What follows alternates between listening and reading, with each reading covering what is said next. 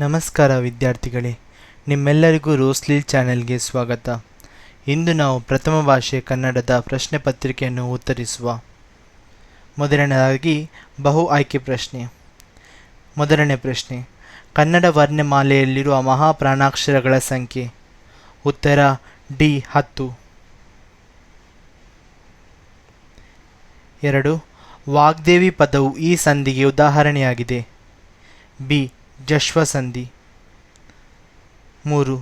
ತೃತೀಯ ವಿಭಕ್ತಿಯ ಕಾರಕಾರ್ಥ. ಉತ್ತರ ಎ ಕರಣಾರ್ಥ. 4. ಅನೇಕ ಉಪವಾಕ್ಯಗಳು ಒಂದು ಪ್ರಧಾನ ವಾಕ್ಯಕ್ಕೆ ಅಧೀನವಾಗಿದ್ದಾಗ ಉಪವಾಕ್ಯಗಳು ಮುಗಿದಾಗಲೆಲ್ಲ ಈ ಚಿಹ್ನೆಯನ್ನು ಬಳಸಲಾಗುವುದು. ಸಿ ಅರ್ಧವಿರಾಮ. 5. ಕೊರತೆ ಪದ ಈ ವ್ಯಾಕರಣಾಂಶಕ್ಕೆ ಸೇರಿದೆ. ಬಿ ಕೃದಂತ ಭಾವನಾಮ. 6. ಕಂಡೆರೆ ಪದವು ಈ ಸಮಾಸಕ್ಕೆ ಉದಾಹರಣೆಯಾಗಿದೆ.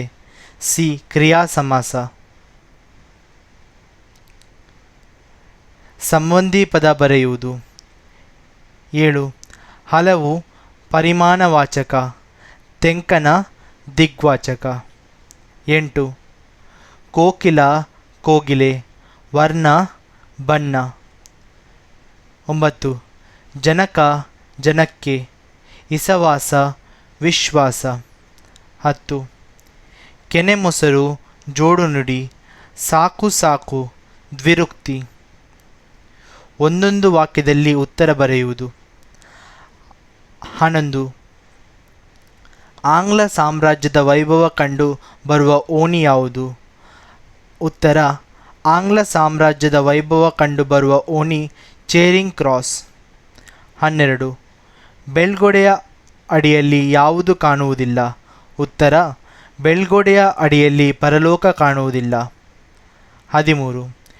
ಏಷ್ಯಾ ಖಂಡದಲ್ಲಿಯೇ ಮೊದಲು ಪ್ರಾರಂಭಿಸಿದ ಜಲವಿದ್ಯುತ್ ಯೋಜನೆ ಯಾವುದು? ಉತ್ತರ ಶಿವನಸಮುದ್ರದ ಬಳಿಯ ಕಾವೇರಿ ನದಿಯಿಂದ ಉತ್ಪಾದಿಸಿದ ಜಲವಿದ್ಯುತ್ ಉತ್ಪಾದನಾ ಕೇಂದ್ರವು ಏಷ್ಯಾ ಖಂಡದಲ್ಲಿಯೇ ಮೊದಲು ಪ್ರಾರಂಭಿಸಿದ ಜಲವಿದ್ಯುತ್ ಯೋಜನೆಯಾಗಿದೆ. 14. ಧರ್ಮಬುದ್ಧಿಯು ತನ್ನ ಬೆಳಗಿನ ಹೊತ್ತನ್ನು ಹೇಗೆ ಕಳೆದನು? ಉತ್ತರ ಧರ್ಮಬುದ್ಧಿಯು ತನ್ನ ಬೆಳಗಿನ ಹೊತ್ತನ್ನು ದೇವಗುರು ದ್ವಿಜರ ಪೂಜೆಯನ್ನು ಮಾಡುತ್ತಾ ಕಳೆದನು. 15. ಕವಿ GS ಶಿವರುದ್ರಪ್ಪನವರು ಯಾವ ಎಚ್ಚರದೊಳು ಬದುಕಬೇಕಿದೆ ಎಂದು ಹೇಳಿದ್ದಾರೆ? ಉತ್ತರ ಕವಿ GS ಶಿವರುದ್ರಪ್ಪನವರು ಮತಗಳೆಲ್ಲವೂ ಪಥಗಳು ಎನ್ನುವ ಹೊಸ ಎಚ್ಚರದಲ್ಲಿ ಬದುಕಬೇಕೆಂದು ಹೇಳಿದ್ದಾರೆ. 16. ಕವಿ ಕುವೆಂಪು ಅವರಿಗೆ ಹುಲ್ಲಿನ ಹಾಸು ಹೇಗೆ ಕಂಡಿದೆ? ಉತ್ತರ ಕವಿ ಕುವೆಂಪು ಅವರಿಗೆ ಹುಲ್ಲಿನ ಹಾಸು ಹೊಸ ಪಚ್ಚೆಯ ಜಮಖಾನೆಯಂತೆ ಕಂಡಿದೆ. 17.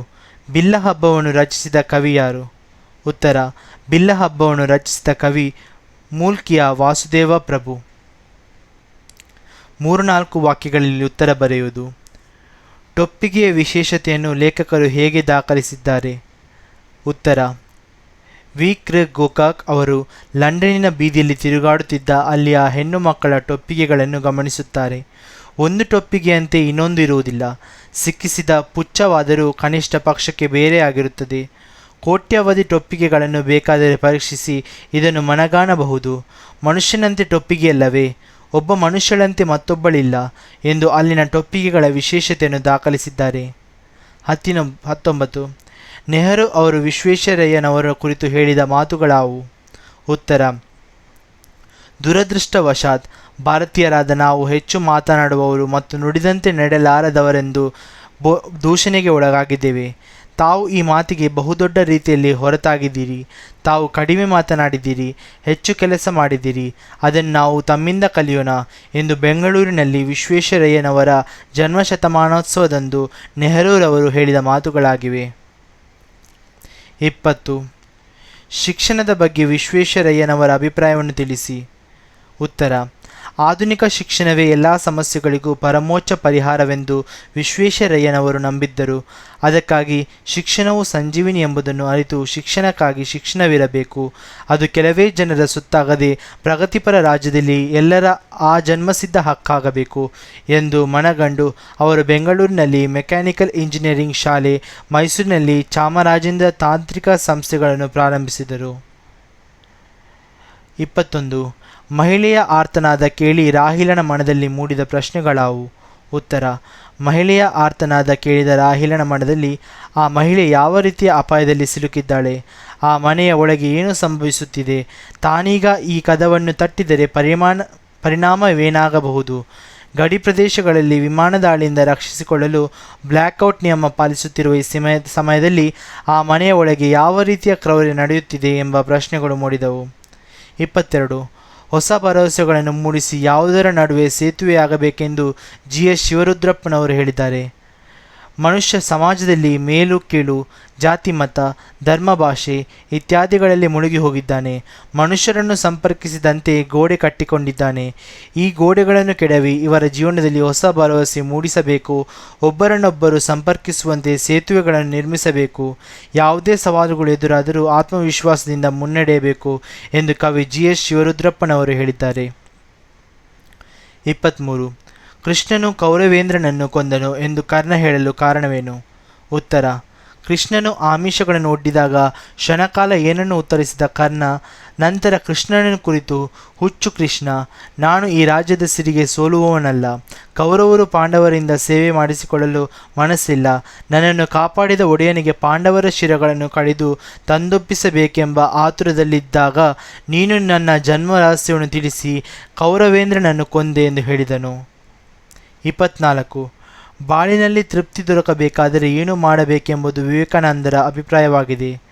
ಉತ್ತರ: ದೇಶದ ಮತ್ತು ಇಡೀ ಜಗತ್ತಿನ ಕಲ್ಯಾಣ ನಿಮ್ಮ ಮೇಲೆಯೇ ನಿಂತಿದೆ ಎಂದು ಭಾವಿಸಿ ಕಾರ್ಯೋನ್ಮುಖರಾಗಬೇಕು.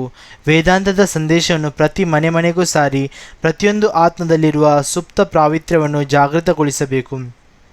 ಅನಂತರ ನೀವು ಎಷ್ಟೇ ಅಲ್ಪವನ್ನು ಸಾಧಿಸಿದರೂ ನೀವು ಒಂದು ಮಹಾ ಆದರ್ಶಕ್ಕಾಗಿ ಬಾಳಿ ದುಡಿದು ಮಡಿದಿರಿ ಎಂಬ ತೃಪ್ತಿ ದೊರೆಯುವುದೆಂದು ವಿವೇಕಾನಂದರು ಹೇಳಿದ್ದಾರೆ. 25. ಭಗತ್ ಸಿಂಗ್ ಹೇಗೆ ಅಮರನಾದನು? ಉತ್ತರ: ಭಗತ್ ಸಿಂಗ್ ಕ್ರಾಂತಿಕಾರಿಗಳ ಸಹಕಾರದಿಂದ ಮಾತೃಭೂಮಿಯನ್ನು ಗುಲಾಮಗಿರಿಯ ಸಂಕೋಲೆಯಿಂದ ಬಿಡಿಸಲು ಸ್ವಾತಂತ್ರ್ಯ ಹೋರಾಟದ ಪಥದಲ್ಲಿ ಮುನ್ನಡೆದನು. ಇಂಕ್ವಿಲಾಬ್ ಜಿಂದಾಬಾದ್ ಎಂಬ ಘೋಷಣೆಯೊಂದಿಗೆ ಸ್ವಾತಂತ್ರ್ಯಕ್ಕೋಸ್ಕರ ತನ್ನ ಜೀವವನ್ನೇ ಅರ್ಪಿಸಿ ಮರಣದಂಡನೆಗೆ ಈಡಾಗಿ ಸ್ವಾತಂತ್ರ್ಯ ಹೋರಾಟಕ್ಕೆ ಒಂದು ಗುರಿಯನ್ನು ತೋರಿಸಿಕೊಟ್ಟು ಪ್ರಾಣಾರ್ಪಣೆ ಮಾಡಿದ ಭಗತ್ ಸಿಂಗ್ ತನ್ನ ತ್ಯಾಗ ಬಲಿದಾನದಿಂದ ಅಮರನಾದನು. 26. ವಸಂತ ಮುಖ ತೋರಲಿಲ್ಲ ಕವನದಲ್ಲಿ ಪ್ರಕೃತಿಯ ಸಂಭ್ರಮ ಹೇಗೆ ವ್ಯಕ್ತವಾಗಿದೆ? ಉತ್ತರ: ಒಡೆಯನ ಅಂಗಳದಲ್ಲಿದ್ದ ಮಾವಿನ ಮರಗಳು ಮೈತುಂಬಿ ನಿಂತಿವೆ. ಆಕಾಶದಲ್ಲಿ ಹಕ್ಕಿಗಳು ರೆಕ್ಕೆ ಬೆಚ್ಚಿ ಸ್ವಚ್ಛಂದವಾಗಿ ಹಾರಾಡುತ್ತಿವೆ. ಕೋಗಿಲೆಗಳು ಮನತುಂಬಿ ಹಾಡುತ್ತಿವೆ. ಕಡಲು ಉಕ್ಕಿ ಹರಿಯುತ್ತಿದೆ. ವಸಂತನ ಆಗಮನದ ಹಿನ್ನೆಲೆಯಲ್ಲಿ ಎಳೆಯು ಸಂಭ್ರಮಿಸುತ್ತಿದೆ. ಹೀಗೆ ವಸಂತ ಮುಖ ತೋರಲಿಲ್ಲ ಕವನದಲ್ಲಿ ಪ್ರಕೃತಿಯು ಸಂಭ್ರಮ ವ್ಯಕ್ತವಾಗಿದೆ.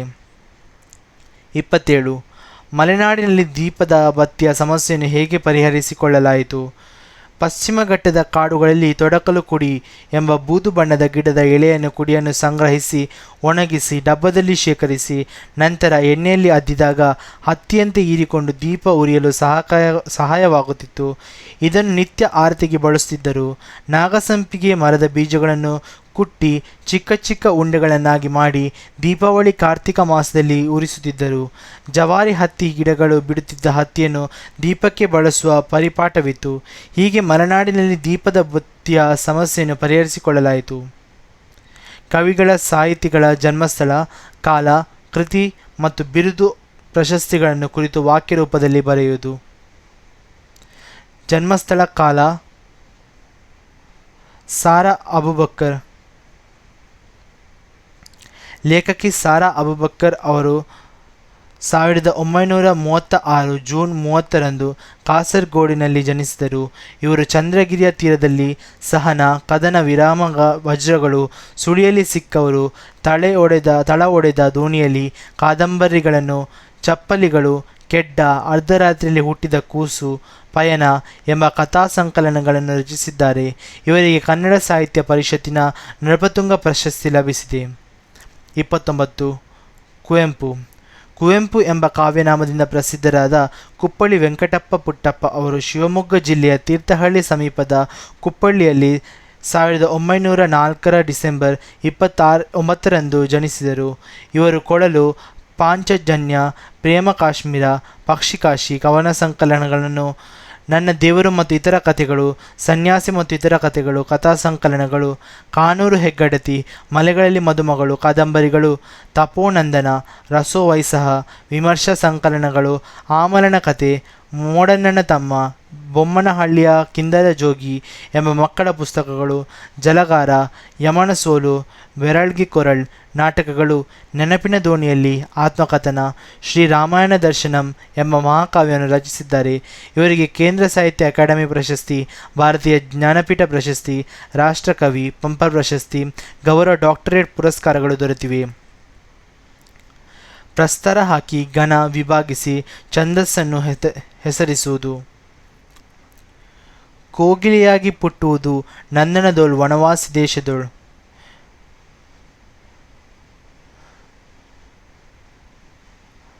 ಬ ರ ನ ಭ ಬ ರ ಲ ಗು. ಛಂದಸ್ಸು ಇದು ಅಕ್ಷರಗಣ ಛಂದಸ್ಸಿನ ಉತ್ಪಲಮಾಲಾ ವೃತ್ತದ ಲಕ್ಷ್ಯವಾಗಿದೆ. ಅಲಂಕಾರವನ್ನು ಹೆಸರಿಸಿ ಲಕ್ಷಣ ಬರೆದು ಸಮನ್ವಯ ಮಾಡುವುದು. 31. ಮನೋರಮೆಯ ಹಣೆ ಬಾಲಚಂದ್ರನಂತೆ ಆಕರ್ಷಣೀಯವಾಗಿತ್ತು. ಅಲಂಕಾರದ ಹೆಸರು ಉಪಮಾಲಂಕಾರ. ಲಕ್ಷಣ ಎರಡು ವಸ್ತುಗಳಿಗೆ ಪರಸ್ಪರವಾಗಿರೋ ಹೋಲಿಕೆಯನ್ನು ಹೇಳುವುದೇ ಉಪಮಾಲಂಕಾರ. ಸಮನ್ವಯ ಉಪಮೇಯ ಮನೋರಮೆಯ ಹಣೆ ಉಪಮಾನ ಬಾಲಚಂದ್ರ, ಉಪಮವಾಚಕ ಅಂತೆ, ಸಮಾನ ಧರ್ಮ ಆಕರ್ಷಣೀಯವಾಗಿರುವುದು. ಇಲ್ಲಿ ಉಪಮೇಯವಾದ ಮನೋರಮೆಯ ಹಣೆಯನ್ನು ಉಪಮಾನವಾದ ಬಾಲಚಂದ್ರನಿಗೆ ಹೋಲಿಸಲಾಗಿದೆ. ಅಂತೆ ಎಂಬ ಉಪಮಾಚಕ ಪದವಿದ್ದು ಆಕರ್ಷಣೀಯವಾಗಿರುವುದು ಎಂಬ ಸಮಾನ ಧರ್ಮ ಇರುವುದರಿಂದ ಇದು ಉಪಮಾಲಂಕಾರ ಪೂರ್ಣೋಪಾಲಂಕಾರದ ಲಕ್ಷ್ಯವಾಗಿದೆ. ಗಾದೆಯನ್ನು ವಿಸ್ತರಿಸಿ ಬರೆಯುವುದು. 32. ಕುಂಬಾರನಿಗೆ ವರುಷ, ದೊಣ್ಣೆಗೆ ನಿಮಿಷ, ಅಥವಾ ಅತಿ ಆಸೆ ಗತಿಗೇಡು. ಸಂದರ್ಭವನ್ನು ಸ್ವಾರಸ್ಯದೊಂದಿಗೆ ಬರೆಯುವುದು. ಗುರುಪದೇಶ ಎಂದರೆ ತಲೆನರೆಯದೆ ಬರುವ ಮುಪ್ಪು. ಆಯ್ಕೆ: ಪ್ರಸ್ತುತ ವಾಕ್ಯವನ್ನು ಡಾಕ್ಟರ್ ಬಣ್ಣಂಜೆ ಗೋವಿಂದಾಚಾರ್ಯ ಅವರು ರಚಿಸಿರುವ ಕಾದಂಬರಿ ಕೃತಿಯಿಂದ ಆಯ್ದ ಶುಕನಾಸನ ಉಪದೇಶ ಎಂಬ ಗದ್ಯಪಾಠದಿಂದ ಆರಿಸಿಕೊಳ್ಳಲಾಗಿದೆ. ಸಂದರ್ಭ: ಶುಕನಾಸನು ಯುವರಾಜನಾದ ಚಂದ್ರಪೀಡನಿಗೆ ಅತ್ಯಂತ ಜವಾಬ್ದಾರಿಯುತ ಮಂತ್ರಿಯಾಗಿ ಪ್ರಾಯೋಗಿಕ ಹಾಗೂ ಅನುಭವಗಮ್ಯವಾದ ಉಪದೇಶವನ್ನು ಹೇಳುತ್ತಾ, ಗುರುಪದೇಶ ಎಂಬುದು ನೀರಿಲ್ಲದ ಮೀಹ, ಬೊಜ್ಜು ಬೆಳೆಯದೆ ಬರುವ ಗುರುತ್ವ, ಬೆಲೆ ಬಾಳುವ ಕಿವಿಯೋಲೆ, ಪಂಜು ಇಲ್ಲದೆ ಬೆಳಕುವ ಬೆಳಕು, ಉದ್ವೇಗ ಭರಿಸದೆ ಜಾಗರಣೆ ಎಂಬ ಗುರುಪದೇಶದ ಮಹತ್ವ ಹೇಳುವ ಸಂದರ್ಭದಲ್ಲಿ ಈ ಮಾತು ಬಂದಿದೆ. ಸ್ವಾರಸ್ಯ: ಗುರುವಿನ ಗುಲಾಮನಾಗುವ ತನಕ ದೊರೆಯದನ್ನ ಮುಕುತಿ ಎಂಬ ಮಾತಿನಂತೆ ಗುರುಪದೇಶವು ಅತ್ಯಂತ ಮಹತ್ವದಾಗಿದ್ದು, ಗುರುಪದೇಶದಿಂದ ಬಾಳು ಬೆಳಗಾಗುತ್ತದೆ, ಧನಾತ್ಮಕ ಬದಲಾವಣೆಯಾಗುತ್ತದೆ ಎಂಬ ಮಹತ್ವ ಸಾರುವ ಈ ಸಾಲು ಅತ್ಯಂತ ಸ್ವಾರಸ್ಯಕರವಾಗಿ ಮೂಡಿಬಂದಿದೆ. 34. ಅವಂತಿ ಸುಕುಮಾರನೆಂದು ಪೆಸರಿನಟ್ಟಂ. ಆಯ್ಕೆ: ಪ್ರಸ್ತುತ ವಾಕ್ಯವನ್ನು ಶಿವಕೋಟಾಚಾರ್ಯರು ಬರೆದಿರುವ ವಡ್ಡಾರಾಧನೆ ಕೃತಿಯಿಂದ ಆಯ್ದ ಸುಕುಮಾರ ಸ್ವಾಮಿಯು ಕತೆ ಎಂಬ ಗದ್ಯಪಾಠದಿಂದ ಆರಿಸಿಕೊಳ್ಳಲಾಗಿದೆ. ಸಂದರ್ಭ: ವ್ಯಾಪಾರಿಯೋರ್ವ ರತ್ನಗಂಬಳಿಯನ್ನು ಮಾರಲು ರಾಜನಾದ ವೃಷಭಾಂಕ ಮತ್ತು ರಾಣಿ ಜ್ಯೋತಿರ್ಮಾಲೆಯರ ಬಳಿಗೆ ಹೋಗಿ ಅದರ ಬೆಲೆ 1,00,000 ದಿನಾರಳಗು ಎಂದಾಗ ಆತ ಕೊಳ್ಳಲಾರದೆ ಕಳುಹಿಸುತ್ತಾನೆ. ನಂತರ ಯಶೋಭದ್ರೆಯು ಬಳಿಗೆ ಹೋಗಿ ಆ ರತ್ನಗಂಬಳಿಯನ್ನು ತೋರಿಸಿದಾಗ 1,00,000 ದೀನಾರ ಕೊಟ್ಟು ರತ್ನಗಂಬಳಿಯನ್ನು ಕೊಂಡು 32 ತುಂಡುಗಳಾಗಿ ಮಾಡಿ ತನ್ನ ಸೊಸೆಯರಿಗೆ ನೀಡಿದಳು. ಅವರು ತಮ್ಮ ಪಾದುಕೆಗಳಲ್ಲಿ ಸಿಕ್ಕಿಸಿಕೊಂಡ ವಿಷಯ ತಿಳಿದ ರಾಜ ಯಶೋಭದ್ರೆಯ ಮನೆಗೆ ಹೋಗಬೇಕೆಂದು ಇಚ್ಛಿಸಿದಾಗ ರಾಜನನ್ನು ಆಹ್ವಾನಿಸಿ ಯಶೋಭದ್ರೆ ಸಕಲ ವೈಭೋಗದಿಂದ ಸತ್ಕರಿಸಿದಳು. ಸುಕುಮಾರ ಸ್ವಾಮಿಯು ಆ ವೈಭೋಗವನ್ನು ಕಂಡು ರಾಜ ಅವನನ್ನು ಹೊಗಳುವ ಸಂದರ್ಭದಲ್ಲಿ ಈ ಮಾತು ಬಂದಿದೆ. ಸ್ವಾರಸ್ಯ: ಸಕಲ ಸುಖ ವೈಭೋಗದಿಂದ ಮೆರೆಯುತ್ತಿರುವ ಸುಕುಮಾರ ಸ್ವಾಮಿಯನ್ನು ಕಂಡು ಇಂತಹ ಸೌಭಾಗ್ಯವನ್ನು ರಾಜನಾದ ತನ್ನ ಅರಮನೆಯಲ್ಲೂ ಇಲ್ಲ, ಸುಕುಮಾರ ಸ್ವಾಮಿಯಂಥ ಭಾಗ್ಯವಂತ ಮತ್ತಾರೂ ಇಲ್ಲವೆಂದು ಹೊಗಳುವುದು ಸ್ವಾರಸ್ಯಕರವಾಗಿ ಮೂಡಿಬಂದಿದೆ. ಕಿಟುದು ಪೊಣ್ಣಂ ತೆಗೆದುಕೊಳ್ಳುವಂ. ಆಯ್ಕೆ: ಪ್ರಸ್ತುತ ವಾಕ್ಯವನ್ನು ದುರ್ಗಸಿಂಹ ಕವಿ ರಚಿಸಿರುವ ಕರ್ನಾಟಕ ಪಂಚತಂತ್ರಂ ಕೃತಿಯಿಂದ ಆಯ್ದ ವೃಕ್ಷಸಾಕ್ಷಿ ಎಂಬ ಗದ್ಯಪಾಠದಿಂದ ಆರಿಸಿಕೊಳ್ಳಲಾಗಿದೆ. ಸಂದರ್ಭ: ದುಷ್ಟಬುದ್ಧಿ ಧರ್ಮಬುದ್ಧಿಯವರಿಬ್ಬರು ವ್ಯಾಪಾರದಿಂದ ಸಂಪಾದಿಸಿಕೊಂಡು ಬಂದ ಹೊನ್ನನ್ನು ತಮಗೆ ವ್ಯಯಕ್ಕೆ ಬೇಕಾದಷ್ಟು ತೆಗೆದುಕೊಂಡು ಉಳಿದ ಹೊನ್ನನ್ನು ವಟವೃಕ್ಷದ ಬುಡದಲ್ಲಿ ಹೂತಿಟ್ಟು ತಮ್ಮ ತಮ್ಮ ಮನೆಗೆ ತೆರಳಿದರು. ಕೆಲವು ದಿನಗಳ ನಂತರ ಧರ್ಮಬುದ್ಧಿಯನ್ನು ವಂಚಿಸಿ ದುಷ್ಟಬುದ್ಧಿ ಹೊನ್ನನ್ನು ಕದ್ದೊಯ್ಯುತ್ತಾನೆ. ನಂತರ ತಾನೇ ಧರ್ಮಬುದ್ಧಿಗೆ ಬಂದು ಈ ಮಾತನ್ನು ದುಷ್ಟಬುದ್ಧಿ ಹೇಳುತ್ತಾನೆ. ಸ್ವಾರಸ್ಯ: ಆತ್ಮೀಯ ಗೆಳೆಯನಾದ ಧರ್ಮಬುದ್ಧಿಯನ್ನು ವಂಚಿಸುವ, ಮೋಸ ಮಾಡುವ ದುಷ್ಟಬುದ್ಧಿಯ ಮಿತ್ರದ್ರೋಹ, ವಿಶ್ವಾಸದ್ರೋಹ, ದುಷ್ಟತನ, ಅವನಲ್ಲಿರುವ ದುರ್ಗುಣಗಳು ಅವನ ಹೆಸರಿಗೆ ತಕ್ಕಂತೆ ಸ್ವಾರಸ್ಯಕರವಾಗಿ ಮೂಡಿಬಂದಿದೆ. 36. ಹರಿಯ ಹಾಗೆ ಹೋಗದೋರ ದುರುಹುದೇ ಬರಿದೆ ಹೋಹುದೇ. ಆಯ್ಕೆ: ಪ್ರಸ್ತುತ ವಾಕ್ಯವನ್ನು ಕುಮಾರವ್ಯಾಸ ವಿರಚಿತ ಕರ್ನಾಟ ಭಾರತ ಕಥಾಮಂಜರಿ ಕಾವ್ಯದಿಂದ ಆಯ್ದ ಕೌರವೇಂದ್ರನ ಕೊಂದೆ ನೀನು ಎಂಬ ಪದ್ಯಪಾಠದಿಂದ ಆರಿಸಿಕೊಳ್ಳಲಾಗಿದೆ. ಸಂದರ್ಭ: ಕರ್ಣನನ್ನು ಯುದ್ಧದಿಂದ ವಿಮುಖಗೊಳಿಸಬೇಕೆಂದು ಪಣತೊಟ್ಟು ಕೃಷ್ಣನು ಕರ್ಣನಿಗೆ ಅವನ ಜನ್ಮರಹಸ್ಯವನ್ನು ತಿಳಿಸಿ, ನಿನ್ನನ್ನು ಹಸ್ತಿನಾಪುರದ ರಾಜನನ್ನಾಗಿ ಮಾಡುತ್ತೇನೆ, ಎಡಬಲದಲ್ಲಿ ಪಾಂಡವ ಕೌರವರು, ಎದುರಲ್ಲಿ ಮಾದ್ರ, ಮಾಗಧ, ಯಾದವಾದಿಗಳು ಇರುತ್ತಾರೆ ಎಂದು ಹೇಳಿದಾಗ ಕರ್ಣನಿಗೆ ಕೃಷ್ಣನ ಕುತಂತ್ರ ಅರಿಯಲಾಗದೆ ಮನಸ್ಸಿನಲ್ಲಿ ಕೃಷ್ಣನ ತಂತ್ರದ ಫಲ ಏನಾಗಬಹುದು ಎಂದು ಕರ್ಣನು ಊಹಿಸಿಕೊಳ್ಳುವ ಸಂದರ್ಭದಲ್ಲಿ ಈ ಮಾತು ಬಂದಿದೆ. ಸ್ವಾರಸ್ಯ: ದಾನಶೂರ ಕರ್ಣನು ಯುದ್ಧದಿಂದ ವಿಮುಖನಾದರೆ ಪಾಂಡವರಿಗೆ ಜಯ ಸಾಧಿ ಎಂಬುದನ್ನು ಅರಿತಿದ್ದ ಶ್ರೀಕೃಷ್ಣನು ಭೇದ ತಂತ್ರದ ಮೂಲಕ ಕರ್ಣನ ಜನ್ಮರಹಸ್ಯ ತಿಳಿಸಿ ಕರ್ಣನ ಬಲ ಕುಗ್ಗಿಸಿ ದುರ್ಯೋಧನನ ಶಕ್ತಿ ಕುಗ್ಗುವಂತೆ ಮಾಡುವುದು ಇಲ್ಲಿ ಸ್ವಾರಸ್ಯಪೂರ್ಣವಾಗಿ ಮೂಡಿಬಂದಿದೆ. 37. ಎನ್ನನು ಗಾಳನೆನ್ನ ಗದಮ್ಮನಕ್ಕಿದ ಪಾರ್ಥಭೀಮರು.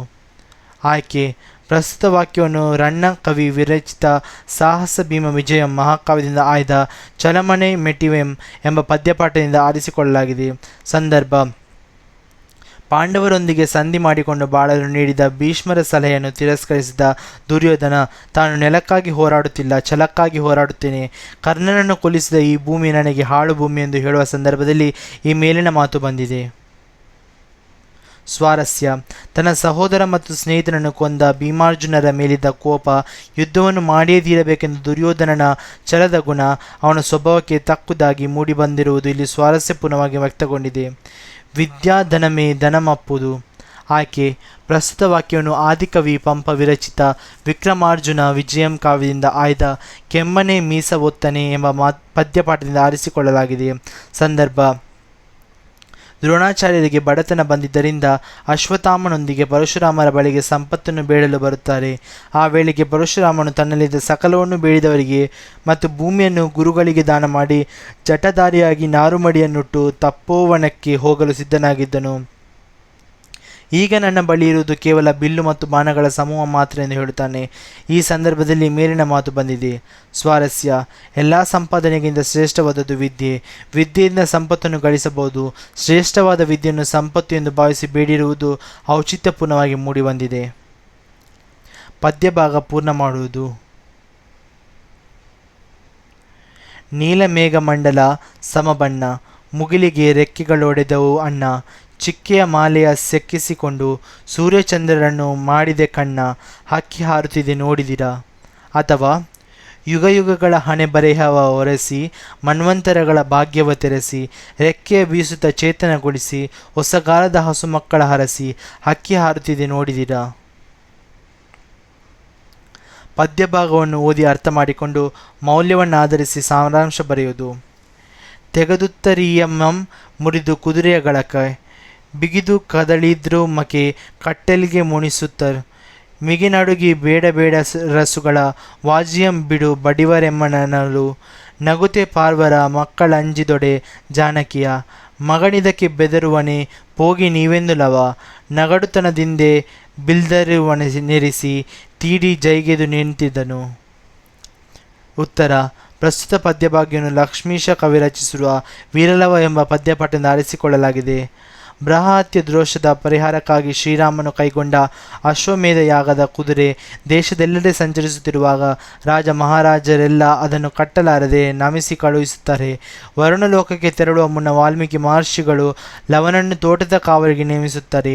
ಲವ ತನ್ನ ಸ್ನೇಹಿತರೊಡನೆ ಆಟವಾಡುತ್ತಿದ್ದಾಗ ಕುದುರೆ ವಾಲ್ಮೀಕಿ ಋಷಿಯ ಆಶ್ರಮದ ತೋಟವನ್ನು ಚೆನ್ನಾಗಿ ತುಳಿಯುತ್ತಿರುವುದನ್ನು ಕಂಡು ಕುದುರೆಯ ಬಳಿಗೆ ಬಂದ ಕುದುರೆಯು ಹಣೆ ಮೇಲೆ ಹೊಳೆವ ಪಠದ ಲಿಖಿತವನ್ನು ಕಂಡು ಓದಿಕೊಳ್ಳುತ್ತಾನೆ.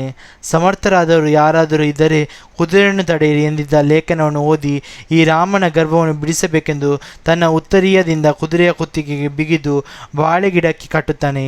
ಇದನ್ನು ನೋಡಿದ ಋಷಿಪುತ್ರರು ಹೆದರಿ ನಡುಗಿ, ಬೇಡ ಬೇಡ, ಅರಸರ ಕುದುರೆಯನ್ನು ಬಿಡು, ಇಲ್ಲದಿದ್ದರೆ ನಮ್ಮನ್ನು ಬಡಿವರೆಂದು ಹೇಳಿದಾಗ ಲವನು ಪಾರ್ವರ ಮಕ್ಕಳು ಹೆದರಿದರೆ ಜಾನಕಿಯ ಮಗನಿದ್ದಕ್ಕೆ ಹೆದರುವುದಿಲ್ಲ. ನೀವು ಇಲ್ಲಿಂದ ಹೊರಟು ಹೋಗಿ ಎಂದು ಶೌರ್ಯದಿಂದ ಬಿಲ್ಲನ್ನು ಸಿದ್ಧಪಡಿಸಿ ಜೇಗೈದು ನಿಲ್ಲುತ್ತಾನೆ. ಲವನು ಹುಟ್ಟಿದ್ದು ಋಷ್ಯಾಶ್ರಮದಲ್ಲಾದರೂ ಸಹಜ ಶಾಸ್ತ್ರಗುಣ ವೀರತೆಯಿಂದ ಕುದುರೆಯನ್ನು ಕಟ್ಟುತ್ತಾನೆ. ಕಷ್ಟ ಸವಾಲುಗಳು ಬಂದಾಗ ಚಿಕ್ಕವರು ಅಸಮರ್ಥರು ಎಂದು ಕೂರದೆ ದಿಟ್ಟತನದಿಂದ ಎದುರಿಸಬೇಕೆಂದು ಬಾಲ್ಯ ಸಹಜ ಸಾಹಸ ಪ್ರವೃತ್ತಿ ಹಾಗೂ ಋಷಿಪುತ್ರರ ಸಾಧು ಸ್ವಭಾವ, ಲವನ ಶಾಸ್ತ್ರಗುಣ, ಸೀತೆ ಲವನನ್ನು ಬೆಳೆಸಿದ ರೀತಿ ಇಲ್ಲಿ ಅಡಕವಾಗಿರುವ ಮೌಲ್ಯವಾಗಿದೆ. 8-10 ವಾಕ್ಯಗಳಲ್ಲಿ ಉತ್ತರಿಸುವುದು.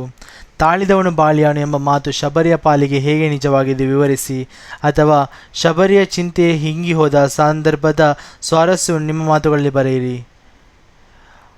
ಉತ್ತರ.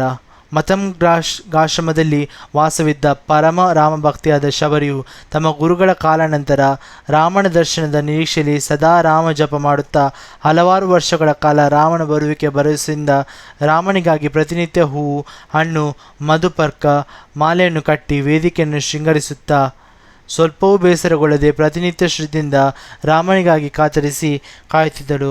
ಅತ್ಯಂತ ವೃದ್ಧಿಯಾದರೂ ರಾಮನ ಬರುವಿಕೆಯ ಭರವಸೆಯಿಂದ ಧ್ಯಾನದಲ್ಲಿದ್ದಾಗ ವನವಾಸದಲ್ಲಿದ್ದ ಶ್ರೀರಾಮನು ಸೀತೆಯನ್ನು ಕಳೆದುಕೊಂಡು ಆಕೆಯನ್ನು ಹುಡುಕುತ್ತಾ ಅರಣ್ಯದಲ್ಲಿ ಸಂಚರಿಸುತ್ತಿರುವಾಗ ಕಬಂಧ ರಾಕ್ಷಸ ಅಡ್ಡ ಬಂದಾಗ ಆತನನ್ನು ಸಂಹರಿಸಿ ಮುಕ್ತಿ ನೀಡಿ ಆತನಿಂದ ಸುಗ್ರೀವ ಮತ್ತು ತಮಗಾಗಿ ಕಾಯುತ್ತಿರುವ ಶಬರಿಯ ಬಗ್ಗೆ ತಿಳಿದು ಶಬರಿಯನ್ನು ಅರಸಿ ಮತಂಗಾಶ್ರಮಕ್ಕೆ ಬರುತ್ತಾರೆ.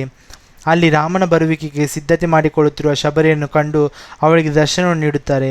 ರಾಮಲಕ್ಷ್ಮಣರ ದರ್ಶನದಿಂದ ಪುನೀತಳಾದ ಶಬರಿಯು ರಾಮಲಕ್ಷ್ಮಣರನ್ನು ಅತ್ಯಂತ ಆದರದಿಂದ ಸತ್ಕರಿಸಿ ತನ್ನ ಮನದ ಬಯಕೆಯನ್ನು ಬಹುಕಾಲದ ಸಂಕಲ್ಪವನ್ನು ಪೂರೈಸಿಕೊಳ್ಳುತ್ತಾರೆ. ಕೊನೆಗೆ ರಾಮಲಕ್ಷ್ಮಣರಿಂದ ಮುಕ್ತಿಯನ್ನು ಪಡೆದುಕೊಳ್ಳುತ್ತಾಳೆ. ಹೀಗೆ ಶಬರಿಯು ತಾಳಿದವನು ಬಾಳಿಯಾನು ಎಂಬ ಮಾತಿನಂತೆ ಸುದೀರ್ಘಕಾಲ ಕಾಯ್ದ ರಾಮನ ದರ್ಶನ ಪಡೆದಿದ್ದು ಅವಳ ತಾಳ್ಮೆ ಮತ್ತು ನಂಬಿಕೆಗೆ ಸಾಕ್ಷಿ ಎನ್ನುವಂತಿದೆ. ನಂಬಿಕೆಟ್ಟವರಿಲ್ಲ ಎಂಬ ಮಾತಿನಂತೆ ಅಯೋಧ್ಯ ಪುರುಷ ರಾಮನ ದರ್ಶನವೇ ಬಾಳಿನ ಅತಿದೊಡ್ಡ ಮತ್ತು ಅಂತಿಮ ಆಸೆ ಎಂದು ಕಾಯುತ್ತಿದ್ದ ಮತಂಗಾಶ್ರಮದ ವಾಸಿ ಪ್ರೇಮಶುದ್ಧಿ ಶಬರಿಯು ಅನಂತ ಕಾಲದಿಂದ ಶ್ರೀರಾಮನ ದರ್ಶನಕ್ಕಾಗಿ ಕಾಯುತ್ತಿದ್ದಳು. ರಾಮ ಬಾರದೆ ನನಗೇನು ತೋರದೆ ಎನ್ನುತ್ತಾ ರಾಮಜಪವನ್ನು ನಿಷ್ಠೆಯಿಂದ ಭಜಿಸುತ್ತಿದ್ದಳು. ಒಮ್ಮೆ ರಾಮ ಲಕ್ಷ್ಮಣರು ಮತಂಗಾಶ್ರಮಕ್ಕೆ ಬರುತ್ತಾರೆ. ಆಗ ಅಲ್ಲಿ ಶ್ರೀರಾಮನ ಬರುವಿಕೆಗೆ ಕಾದು ಕಾದು ಕತ್ತರಿಸಿ ಮುಪ್ಪಾಗಿ ಭಕ್ತಿಯೇ ರೂಪುಗೊಂಡಂತೆ ಇದ್ದ ಶಬರಿಯನ್ನು ದರ್ಶಿಸುತ್ತಾರೆ. ತನ್ನ ಆರಾಧ್ಯ ದೈವ ಶ್ರೀರಾಮನನ್ನು ಕಂಡು ಆಧರಿಸಿ ಆನಂದಿಸಿ ಮಾತೃಭಾವದಿಂದ ಸೇವೆಯನ್ನು ಮಾಡಿ ತೃಪ್ತಳಾಗಿ ತನ್ನ ಮನದ ಇಂಗಿತವನ್ನು ಪೂರೈಸಿಕೊಂಡು ಭಕ್ತಿಯ ಶಕ್ತಿಯನ್ನು ಜಗತ್ತಿಗೆ ಸಾರಿ ಹೇಳಿದ ಶಬರಿಯು ತಾಳಿದವನು ಬಾಳಿಯಾನು ಎಂಬ ಮಾತಿನಂತೆ ತನ್ನ ಪರಿಶುದ್ಧ ಪ್ರೇಮ ಭಕ್ತಿಯಿಂದ ಮತಂಗ ಮುನಿಗಳು ಹೇಳಿದ ಮಾತಿನಂತೆ ರಾಮದರ್ಶನ ಮಾಡಿ ನಂತರ ಅವರಿಂದಲೇ ಮುಕ್ತಿಯನ್ನು ಪಡೆದ ಪರಿಗುರುಗಳ ಮೇಲಿದ ನಂಬಿಕೆ ವಿಶ್ವಾಸ ಹುಸಿಯಾಗಲಿಲ್ಲ ಎಂಬುದು ಶಬರಿ ಗೀತ ನಾಟಕದಲ್ಲಿ ಸೊಗಸಾಗಿ ಮೂಡಿಬಂದಿದೆ. ಹೀಗೆ ಧನ್ಯತೆಯು ಭಾವನೆಯಿಂದ ಮುಕ್ತಿ ಬಯಸಿದ ಶಬರಿಯು ಚಿಂತೆ ಹಿಂಗಿ ಹೋಯಿತು. 42. ಹಲಗಲಿ ದಂಗೆಯ ಪರಿಣಾಮವೇನು ವಿವರಿಸಿ, ಅಥವಾ ಹಲಗಲಿ ದಂಗೆಗೆ ಕಾರಣವಾದ ಅಂಶಗಳು ಮತ್ತು ಬ್ರಿಟಿಷ್ ಸರ್ಕಾರ ನಿಯಂತ್ರಿಸಿದ ಬಗ್ಗೆಯನ್ನು ಕುರಿತು ಬರೆಯಿರಿ. ಉತ್ತರ. ಸ್ವಾತಂತ್ರ್ಯ ವೀರ ಹೋರಾಟಗಾರರು ಸ್ವಾಭಿಮಾನಿಗಳು ಆದ ಹಲಗಲಿ ಬೇಡರು 1857ರ ಪ್ರಥಮ ಸ್ವಾತಂತ್ರ್ಯ ಸಂಗ್ರಾಮದ ನಂತರ ಬ್ರಿಟಿಷರು ಭಾರತದ ಮೇಲೆ ನಿಶಸ್ತ್ರೀಕರಣ ಕಾಯ್ದೆಯನ್ನು ಜಾರಿಗೆ ತಂದರು. ಹನುಮ, ಬಾಲ, ಜಡಗ, ರಾಮ ಮುಂತಾದ ಹಲಗಲಿಯು ಪ್ರಮುಖ ಬೇಡರು ನಿಶಸ್ತ್ರೀಕರಣ ಕಾಯ್ದೆಯನ್ನು ತೀವ್ರವಾಗಿ ವಿರೋಧಿಸುತ್ತಾರೆ. ಸಿಪಾಯಿಗೆ ಕಪಾಳಕ್ಕೆ ಹೊಡೆದು ಕಳುಹಿಸುತ್ತಾರೆ. ಈ ದುಃಖದ ಸುದ್ದಿ ತಿಳಿದು ಬ್ರಿಟಿಷ್ ಅಧಿಕಾರಿ ಸಿಟ್ಟಿನಿಂದ ಕುದುರೆಯೊಂದಿಗೆ ಸೈನಿಕರನ್ನು ಹಲಗಲಿಯ ಮೇಲೆ ಕಳುಹಿಸುತ್ತಾನೆ. ಆ ಸಂದರ್ಭದಲ್ಲಿ ಬ್ರಿಟಿಷ್ ಸೈನಿಕರು ಮತ್ತು ಹಲಗಲಿಯ ಹೋರಾಟಗಾರರ ನಡುವೆ ಭೀಕರ ಯುದ್ಧ ನಡೆಯುತ್ತದೆ. ಸಿಕ್ಕ ಜನರ ಮೇಲೆ ಕರುಣೆಯಿಲ್ಲದೆ ಹಾಗೆ ಬ್ರಿಟಿಷ್ ಸೈನ್ಯ ಗುಂಡು ಹಾರಿಸುತ್ತದೆ. ಹೆಬಲಕ್ ಸಾಹೇಬ ಬಂದು ಬುದ್ಧಿಮಾತು ಹೇಳುತ್ತಾನೆ. ಆದರೂ ಇವನ ಮಾತನ್ನು ನಂಬಲಿಲ್ಲ. ಇವರು ಘಾತುಕರು ಎನ್ನುತ್ತಾ ಹೆಬಲಕ್ ಸಾಹೇಬರಿಗೆ ಗುಂಡು ಹೊಡೆದು ಕೊಲ್ಲುತ್ತಾರೆ. ಹೋರಾಟ ಮತ್ತಷ್ಟು ತೀವ್ರ ಸ್ವರೂಪ ಪಡೆದುಕೊಳ್ಳುತ್ತದೆ. ಈ ಕಾರಣದಿಂದ ಖಾರ ಸಾಹೇಬ ದೊಡ್ಡ ದಂಡನ್ನು ಹಲಗಲಿಗೆ ಕರೆಸಿಕೊಂಡು ಹಲಗಲಿಯ ಮೇಲೆ ದಾಳಿ ಮಾಡಿಸುತ್ತಾನೆ. ಹಲಗಲಿಯ ಹೋರಾಟಗಾರರು 300-500 ಮಂದಿಗೆ ಒಬ್ಬೊಬ್ಬರು ಎದುರಾಗಿ ನಿಲ್ಲುತ್ತಾರೆ. ಕುದುರೆಗಳನ್ನು ಕಡಿಯುತ್ತಾರೆ. ರಕ್ತದ ಕಾಲುವೆಯೇ ಹರಿಯುತ್ತದೆ. ಹೀಗೆ ಹೋರಾಡುತ್ತಲೇ ವೀರಮರಣ ಹೊಂದುತ್ತಾರೆ. ಬ್ರಿಟಿಷ್ ಸೈನ್ಯ ಸಿಕ್ಕದನ್ನೆಲ್ಲ ದೋಚಿಕೊಂಡು ಹಲಗಲಿಯನ್ನು ಸುಟ್ಟು ಗುರುತುಳಿಯದಂತೆ ಮಾಡುತ್ತಾರೆ. 1857ರ ಪ್ರಥಮ ಸ್ವಾತಂತ್ರ್ಯ ಸಂಗ್ರಾಮದ ನಂತರ ಬ್ರಿಟಿಷ್ ಸರಕಾರ ಭಾರತೀಯರ ಮೇಲೆ ನಿಶ್ಯಸ್ತ್ರೀಕರಣ ಆದೇಶವನ್ನು ಹೊರಡಿಸಿತು. ಆಯುಧಗಳಿಲ್ಲದೆ ಬದುಕು ನಡೆಸುವುದು ಕಷ್ಟ. ತಮ್ಮ ಜೀವನಾಧಾರವಾಗಿದ್ದ ಆಯುಧಗಳನ್ನು ಕೊಡಲೊಪ್ಪದೆ ಪ್ರಮುಖವಾಗಿ ಬಾಲ, ಹನುಮ, ಜಡಗ, ಭೀಮ ಇವರು ಹಲಗಲಿಯ ಬೇಡರನ್ನೆಲ್ಲ ಒಟ್ಟುಗೂಡಿಸಿ ತಾವೇ ಮುಂದೆ ನಿಂತು ಜೀವ ಹೋದರೂ ಶಸ್ತ್ರಾಸ್ತ್ರ ಒಪ್ಪಿಸುವೆಂದು ಹೋರಾಟಕ್ಕೆ ಸನ್ನದ್ಧರಾಗುತ್ತಾರೆ. ಆದೇಶ ತಂದ ಕಂಪನಿ ಸರ್ಕಾರದ ಸಿಪಾಯಿಯನ್ನು ಬೇಡರು ಹೊಡೆಯುತ್ತಾರೆ. ಈ ಸುದ್ದಿ ಸಾಹೇಬರಿಗೆ ತಲುಪಿ ಕೋಪದಿಂದ ದಂಡು ಕಳಿಸಿ ಹಲಗಲಿಯ ಮೇಲೆ ಗುಂಡಿನ ಮಲೆಗರೆದರು. ಬೆನ್ನು ಹತ್ತಿ ಹೊಡೆದರು. ನಿಷ್ಕರುಣೆಯಿಂದ ಕೊಂದು ಹಾಕುತ್ತಾರೆ. ಕೋಪಗೊಂಡ ಬ್ರಿಟಿಷ್ ಅಧಿಕಾರಿ ಹಲಗಲಿಯನ್ನು ಲೂಟಿ ಮಾಡಲು ಆದೇಶ ನೀಡುತ್ತಾನೆ. ಧೈರ್ಯದಿಂದ ಎದೆಗುಂದದೆ ಸಾವಿರ ಬ್ರಿಟಿಷರ ಸೈನಿಕರನ್ನು ಹಲಗಲಿಯ ಬೇಡರು ಎದುರಿಸುತ್ತಾರೆ. ಧೈರ್ಯದಿಂದ ಎದೆಗುಂದದೆ ವೀರಾವೇಶದಿಂದ ಹೋರಾಡಿ ವೀರಮರಣ ಹೊಂದುತ್ತಾರೆ. ಇಷ್ಟಕ್ಕೆ ಸುಮ್ಮನಾಗದ ಬ್ರಿಟಿಷ್ ಸೈನಿಕರು ದಿನಬಳಕೆ ವಸ್ತುಗಳನ್ನು ಬಿಡದೆ ದೋಚಿಕೊಂಡು ಊರಿಗೆ ಕೊಳ್ಳಿ ಇಟ್ಟು ಹಲಗಲಿಯನ್ನು ಬೂದಿ ಮಾಡಿ ಬಿಡುತ್ತಾರೆ. ಹೀಗೆ ಬ್ರಿಟಿಷ್ ಸರ್ಕಾರ ಹಲಗಲಿ ಬೇಡರ ಹೋರಾಟವನ್ನು ಹತ್ತಿಕ್ಕುವ ಪ್ರಯತ್ನ ಮಾಡಿತು. ಗದ್ಯ ಭಾಗ್ಯವನ್ನು ಓದಿಕೊಂಡು ಪ್ರಶ್ನೆಗಳಿಗೆ ಉತ್ತರಿಸಿತು. ವೇಳೆಯ ಅಪವ್ಯಯ ಅಂಬೇಡ್ಕರರಿಗೆ ಅಪರಾಧವಾಗಿ ಕಾಣುತ್ತಿದ್ದು, ಒಂದು ಕ್ಷಣವನ್ನು ಅವರು ಅಪವ್ಯಯ ಮಾಡುತ್ತಿರಲಿಲ್ಲ. ವ್ಯಾಪಾರಿಗೆ ವೇಳೆ ಎಂದರೆ ಹಣ, ಅಂಬೇಡ್ಕರರಿಗೆ ವೇಳೆ ಎಂದರೆ ಜ್ಞಾನಾರ್ಜನೆ. ತಮ್ಮ ಬದುಕಿನ ಒಂದು ಕ್ಷಣವನ್ನು ವ್ಯರ್ಥವಾಗಿ ಕಳೆಯದೆ ತಮ್ಮ ಕಾಲದ ಇಬ್ಬರು ಮಹನೀಯರೆಂದರೆ ಒಬ್ಬರು ಗಾಂಧೀಜಿ, ಮತ್ತೊಬ್ಬರು ಅಂಬೇಡ್ಕರರು. ಕಳೆದ ಕ್ಷಣ ಕಳೆದೇ ಹೋಗುತ್ತದೆ ಎಂಬುದು ಅರಿವು ಅವರದ್ದಾಗಿತ್ತು. ಅಮೆರಿಕದಲ್ಲಿ, ಇಂಗ್ಲೆಂಡಿನಲ್ಲಿ ಓದುತ್ತಿದ್ದಾಗ ಹೇಗೋ ಹಾಗೆ ಹಿಂತಿರುಗಿ ಸಾರ್ವಜನಿಕ ಜೀವನದಲ್ಲಿ ತೊಡಗಿದ್ದ ಮೇಲೆಯೂ ತಮ್ಮ ಬಿಡುವನ್ನೆಲ್ಲ ಅವರು ಓದುವುದಕ್ಕೆ ಮೀಸಲಾಗಿಸಿರುತ್ತಿದ್ದರು. ರಂಜನೆಗಾಗಿ ಓದುವವರಲ್ಲ, ಪುಸ್ತಕ ಒದಗಿಸಬಲ್ಲ ಬೋಧನೆ ರಂಜನೆ ಎನ್ನುವುದು ಅವರ ಸೂತ್ರವಾಗಿತ್ತು. ಹೀಗಾಗಿ ಗ್ರಂಥ ಸಹವಾಸ ಅವರಿಗೆ ಅಪಾರ ಸಂತೋಷವನ್ನಲ್ಲದೆ ಬಯಸಿದ್ದ ಏಕಾಂತವನ್ನು ಒದಗಿಸುತ್ತಿತ್ತು. ಅನೇಕ ಸಲ ರಾತ್ರಿಯುದ್ದಕ್ಕೂ ಅವರು ಓದು ಬರೆಹಗಳಲ್ಲಿ ತೊಡಗಿರುತ್ತಿದ್ದುಂಟು. ಅವರ ನೆಚ್ಚಿನ ನಾಯಿ ಬೆಳಗಿನ ನೇವರಿಕೆಗಾಗಿ ಬಂದು ಕಾಲ ಬಳಿ ಸುಳಿದಾಗಲೇ ರಾತ್ರಿ ಕಳೆದು ಹೋದ ಅರಿವು ಅವರದಾಗಿದ್ದು ಉಂಟು. ರಾತ್ರಿ ಮನೆಗೆ ಹೋಗುತ್ತೇನೆಂದು ಹೇಳಿ ಹೊರಟು ಹೋದ ಕಾರ್ಯದರ್ಶಿ ಬೆಳಗಿನಲ್ಲಿ ಮತ್ತೆ ಬಂದಾಗ ಮನೆಗೇಕಿನ್ನು ಹೋಗಲು ಎಂದು ಕೇಳಿದ್ದುಂಟು. ಅಂಥ ಏಕಾಗ್ರತೆ ಓದು ಬರೆಯ ಅವರದು. ಅವರು ಜ್ಞಾನದಾಹ ಪುರಾತನ ಕಾಲದ ಚಕ್ರವರ್ತಿಯೊಬ್ಬನ ಸಾಮ್ರಾಜ್ಯದಾದಾಗಿತ್ತು. ದಟ್ಟಡವಿಯ ಮಧ್ಯದಲ್ಲಿ ಗ್ರಂಥಾಲಯವನ್ನು ನಿರ್ಮಿಸಿಕೊಂಡು ತಮ್ಮ ಕೊನೆಯ ದಿನಗಳನ್ನು ಅಲ್ಲಿಯೇ ಕಳೆಯಬೇಕೆಂದು ಅಭಿಲಾಷೆ ಅವರದಾಗಿತ್ತು. ಅಂಬೇಡ್ಕರರ ಜ್ಞಾನದಾಹ ಹೇಗಿತ್ತು? ಅಂಬೇಡ್ಕರರ ಜ್ಞಾನದಾಹ ಪುರಾತನ ಕಾಲದ ಚಕ್ರವರ್ತಿಯೊಬ್ಬನ ಸಾಮ್ರಾಜ್ಯದಾಹದಂತಿತ್ತು. ದಟ್ಟಡವಿಯ ಮಧ್ಯದಲ್ಲಿ ಗ್ರಂಥಾಲಯವನ್ನು ನಿರ್ಮಿಸಿಕೊಂಡು ತಮ್ಮ ಕೊನೆಯ ದಿನಗಳನ್ನು ಅಲ್ಲಿಯೇ ಕಳೆಯಬೇಕೆಂದು ಅಭಿಲಾಷೆ ಅವರದಾಗಿತ್ತು. ಅಂಬೇಡ್ಕರರು ತಮ್ಮ ಬಿಡುವಿನ ಸಮಯವನ್ನು ಹೇಗೆ ಕಳೆಯುತ್ತಿದ್ದರು? ಅಂಬೇಡ್ಕರರು ತಮ್ಮ ಬಿಡುವನ್ನೆಲ್ಲ ಅವರು ಓದುವುದಕ್ಕೆ ಮೀಸಲಾಗಿರಿಸುತ್ತಿದ್ದರು. ರಂಜನೆಗಾಗಿ ಓದುವವರಲ್ಲ, ಪುಸ್ತಕ ಒದಗಿಸಬಲ್ಲ ಬೋಧನೆ ರಂಜನೆ ಎನ್ನುವುದು ಅವರ ಸೂತ್ರವಾಗಿತ್ತು. ಹೀಗಾಗಿ ಗ್ರಂಥ ಸಹವಾಸ ಅವರಿಗೆ ಅಪಾರ ಸಂತೋಷವನ್ನಲ್ಲದೆ ಬಯಸಿದ್ದ ಏಕಾಂತವನ್ನು ಒದಗಿಸುತ್ತಿದ್ದು, ಅನೇಕ ಸಲ ರಾತ್ರಿಯುದ್ದಕ್ಕೂ ಅವರು ಓದು ಬರೆಹಗಳಲ್ಲಿ ತೊಡಗಿರುವುದಿದ್ದುಂಟು. ಪತ್ರಲೇಖನ ಬರೆಯುವುದು. 44. ನಿಮ್ಮನ್ನು ಧಾರವಾಡದ ನಿವಾಸಿ ಹರ್ಷಿತ ಎಂದು ಭಾವಿಸಿಕೊಂಡು ನಿಮ್ಮ ಬಡಾವಣೆಯಲ್ಲಿ ಸಾರ್ವಜನಿಕ ಶೌಚಾಲಯ ನಿರ್ಮಿಸಿಕೊಡುವಂತೆ ಕೋರಿ ಮಹಾನಗರ ಪಾಲಿಕೆ ಆಯುಕ್ತರಿಗೆ ಪತ್ರವನ್ನು ಬರೆಯಿರಿ. ಅಥವಾ ನಿಮ್ಮನ್ನು ದಾವಣಗೆರೆಯ ಸರ್ಕಾರಿ ಪ್ರೌಢಶಾಲೆಯ ಅಥರ್ವ ಎಂದು ಭಾವಿಸಿಕೊಂಡು ಶಾಲೆಯಲ್ಲಿ ಆಚರಿಸಿದ ವಾರ್ಷಿಕೋತ್ಸವ ಕಾರ್ಯಕ್ರಮವನ್ನು ವಿವರಿಸಿ. ಬೆಳಗಾವಿಯ ಸರ್ಕಾರಿ ಪ್ರೌಢಶಾಲೆಯಲ್ಲಿ ವ್ಯಾಸಂಗ ಮಾಡುತ್ತಿರುವ ಸಿದ್ಧಾಂತ್ ಎಂಬ ಹೆಸರಿನ ಗೆಳೆಯನಿಗೆ ಪತ್ರವನ್ನು ಬರೆಯಿರಿ.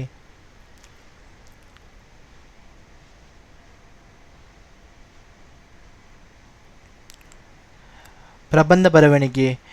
ಏಷ್ಯನ್ ಕ್ರೀಡಾಕೂಟದಲ್ಲಿ ಭಾರತೀಯರ ಸಾಧನೆ ಅಥವಾ ಪ್ರಾಚ್ಯ ಸ್ಮಾರಕಗಳ ಸಂರಕ್ಷಣೆ. ನಿಮಗೆ ಈ ವಿಡಿಯೋ ಇಷ್ಟ ಆದಲ್ಲಿ ಲೈಕ್, ಶೇರ್ ಮತ್ತು ಸಬ್ಸ್ಕ್ರೈಬ್ ಮಾಡಿ. ಧನ್ಯವಾದಗಳು.